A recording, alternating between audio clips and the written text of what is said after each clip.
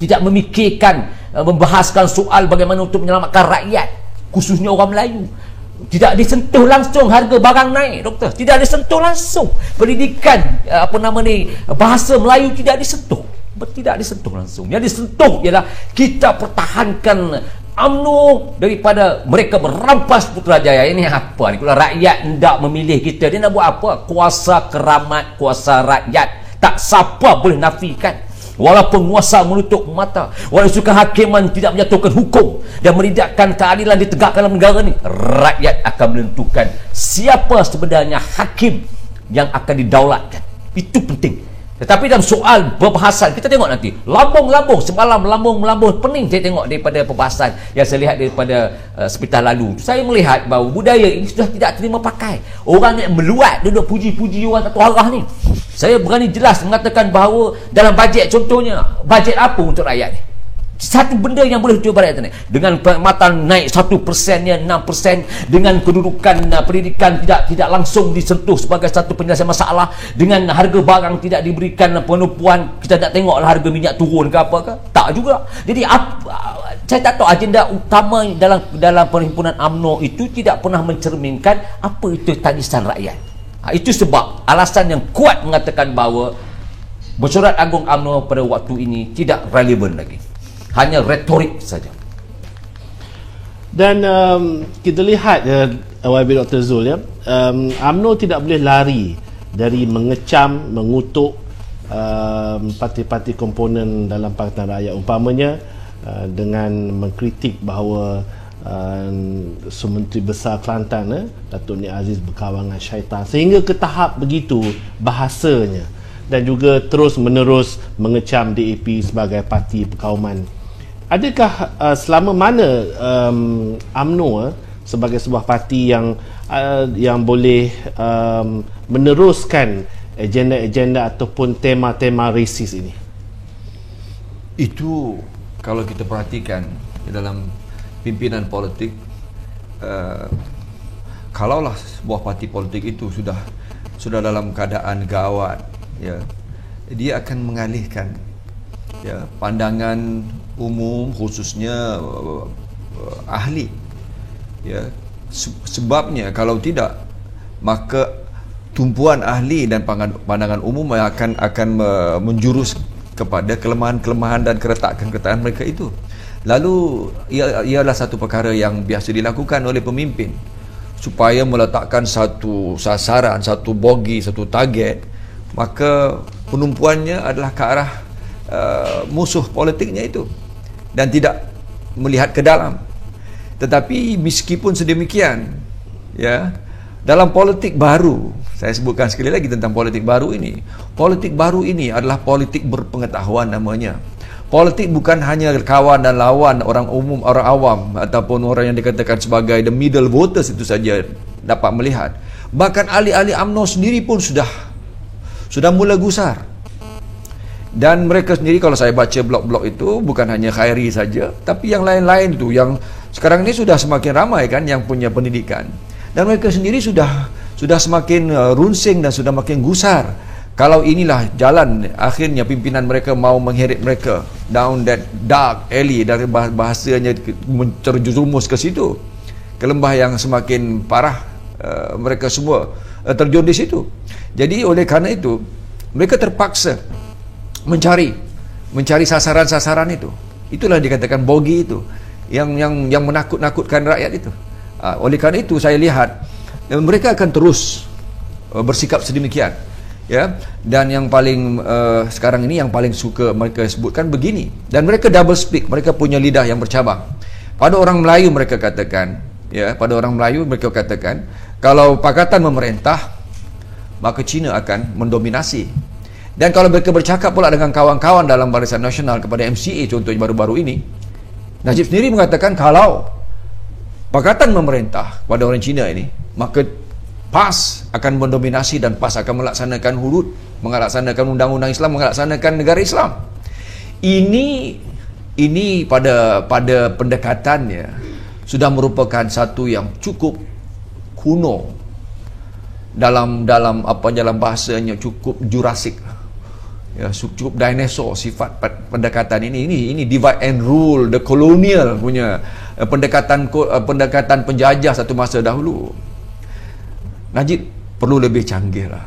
Najib perlu lebih pada istilahnya tu inovatif.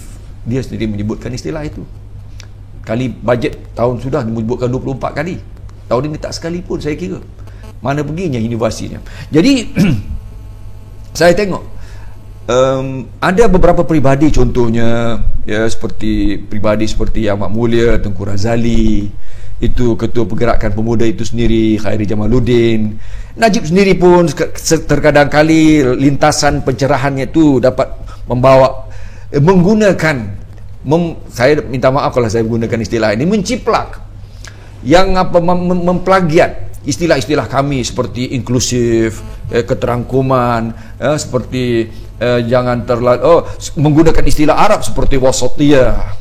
Ya, kita cukup moderat, kita cukup pertengahan. Sebelum penggunaan istilah itu, saya minta sungguh-sungguh dia pahami erti dan tuntutan istilah-istilah itu. Kalau tidak, malu kat orang. Ya, jadi oleh kerana itu, sebab apa? Sebab dalam satu masa dia menggunakan istilah itu, dan waktu yang sama dalam nafas yang sama, in the same breath, not in the next breath, in the same breath, dalam waktu yang sama, dia juga menggunakan tools, menggunakan cara-cara yang cukup kuno untuk menjatuhkan lawan. Hari ini, kalau itulah sifatnya, kalau itulah pendekatannya, kalau itulah caranya, it's a mockery. Dia cukup mengaibkan dirinya sendiri selaku Perdana Menteri. Perdana Menteri patutnya begini pada kalau saya. Kalau dia bercakap dalam bahasa begini pada penghujungnya itu kan, biar bercerai, biar berkecai badan dari tulang, dan bercerai nyawa dan badan, dia kata, badan dan nyawa. Saudara-saudari, kita tetap akan mempertahankan Putrajaya. Apa maknanya? Kalau seperti mana saya tweet, saya menggunakan Twitter, dalam Twitter Jaya tu katakan, bagaimana kalau kalah juga Perdana Menteri? Ya. Ertikan dan fahamkan tuntutan politik baru. Kadang-kali suasana seperti ini dalam bahasa dipanggil dalam bahasa paradox, the more the less. Itu canggih lah saya tu. Maknanya lebih dia tekankan perkara ini, lebih dia tegaskan perkara ini, lebih lemah ataupun lebih hilang kepercayaan rakyat.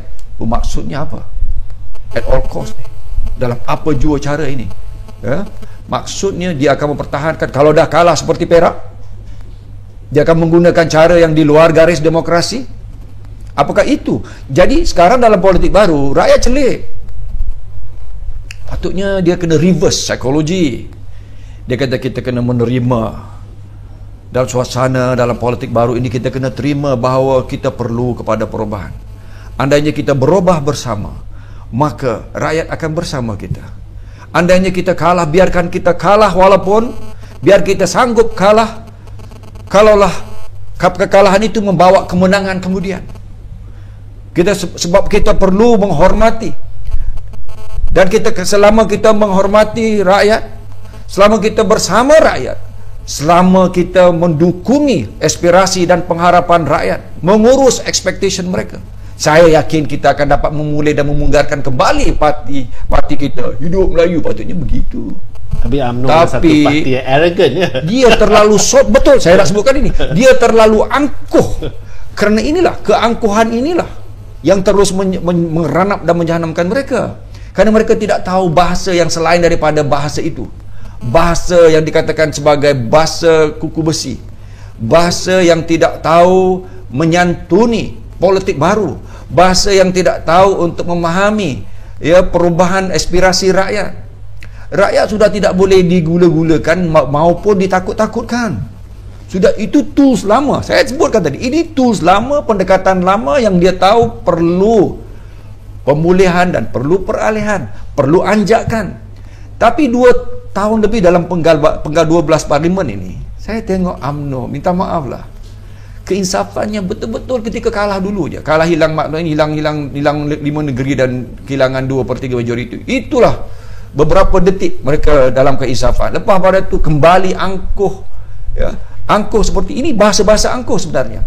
Dalam apa jua cara kita pertahankan Putrajaya. Dalam demokrasi ini siapa tuan?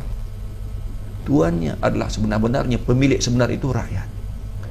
In a democracy, voters and the citizen. Dalam demokrasi itu, tuan sebenarnya adalah, pemilik sebenarnya adalah rakyat. Rakyat yang akan mengangkat kita sebagai kerajaan, rakyat juga akan menurunkan kita sebagai pembangkang dengan izin Allah juga. Jadi oleh karena itu saya lihat begini jelaslah, wujudnya dua parti sistem dalam politik baru ini benar-benar memberikan satu, sebenarnya pada saya lah, memberikan satu jaminan masa depan politik negara ini.